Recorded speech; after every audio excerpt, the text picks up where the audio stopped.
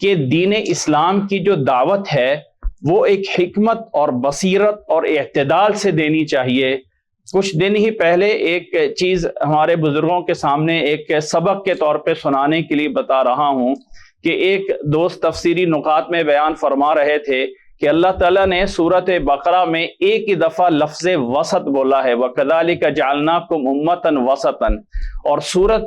بقرہ کی آیت اگر 286 ہیں تو اس کی 143 نمبر سینٹر آیت پہ آئیں تو وہ بھی ہے وَكَذَلِكَ جَعَلْنَاكُمْ أُمَّةً وَسَطًا،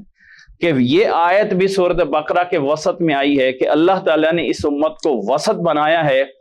کسی بھی چیز میں غلو پسندی، غلو میں جانا یا کسی چیز میں کمی کر دینا وہ اس امت کا شیوا نہیں ہے۔ میں گفتگو کا آغاز کرتا ہوں استاد محترم فضیلت الشیخ حافظ محمد شریف حافظہ اللہ تعالیٰ سے کہ وہ اس موضوع پہ صرف 2-3 باتیں ہمیں جو ہے وہ بتا دیں۔ السلام علیکم ورحمۃ اللہ وبرکاتہ۔ الحمدللہ والصلاة والسلام علی رسول اللہ وعلی آلہ وصحبہ ومن والاه،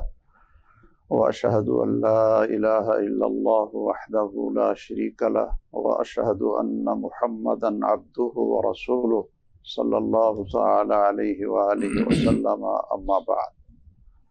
فاعوذ باللہ من الشیطان الرجیم۔ وَكَذَلِكَ جَعَلْنَاكُمْ أُمَّةً وَسَطًا لِتَكُونُوا شُهَدَاءَ عَلَى النَّاسِ وَيَكُونَ الرَّسُولُ عَلَيْكُمْ شَهِيدًا۔ بہت ہی محترم اور مکرم سامعین و ناظرین، یہ اللہ ذوالجلال کا بہت بڑا کرم ہے۔ وہ رحمان ہے، رحیم ہے، ہمارا خالق اور مالک ہے۔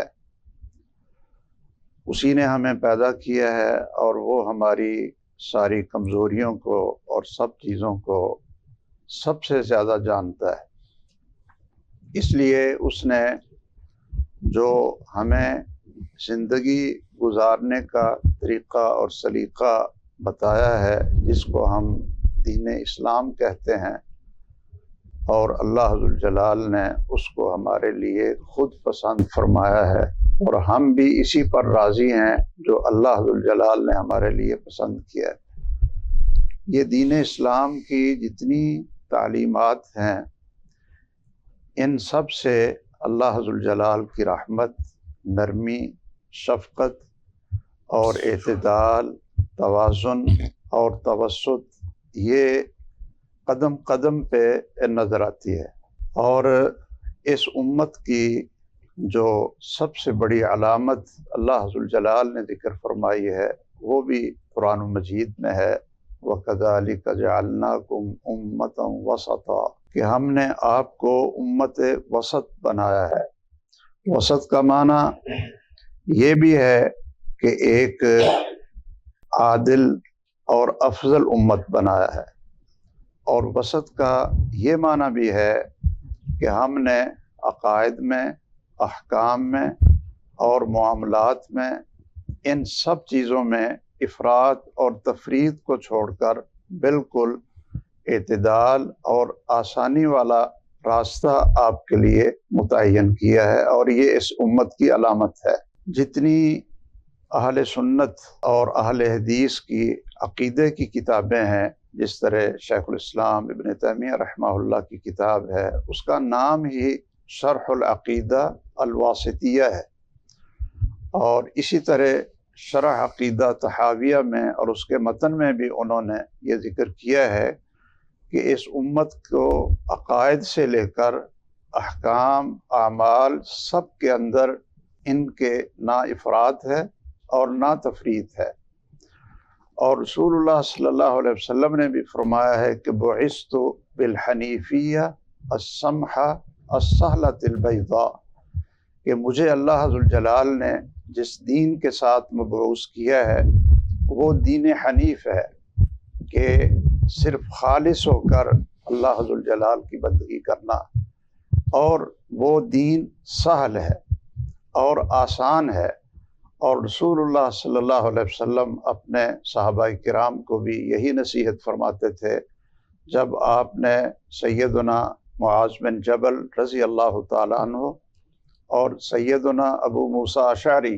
رضی اللہ تعالیٰ عنہ ان دونوں کو یمن کے دونوں حصوں کا گورنر اور قاضی بنا کر بھیجا، داعی بنا کر بھیجا، تو دونوں کو یہی کہا یسرا ولا تعسرا، تتابعا ولا تختلفا، بشرا ولا تنفرا۔ اس میں بھی آپ نے یہی ان کو نصیحت کی کہ آپ نے لوگوں کے لیے آسانی پیدا کرنی ہے، تنگی پیدا نہیں کرنی، اور آپ نے ایک دوسرے کے ساتھ موافقت کرنی ہے، اختلاف نہیں کرنا،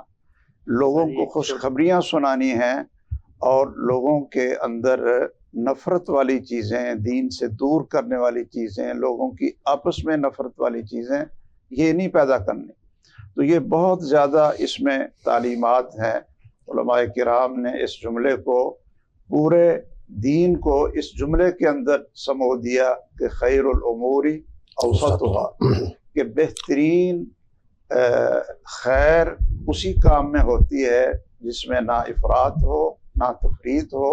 وہ پورے اعتدال کے ساتھ اور توازن کے ساتھ اس کے مطابق چلا جائے، وہ سب سے بہترین کام ہے، اور یہ ہماری اس امت کا میزہ بھی ہے اور علامت بھی ہے۔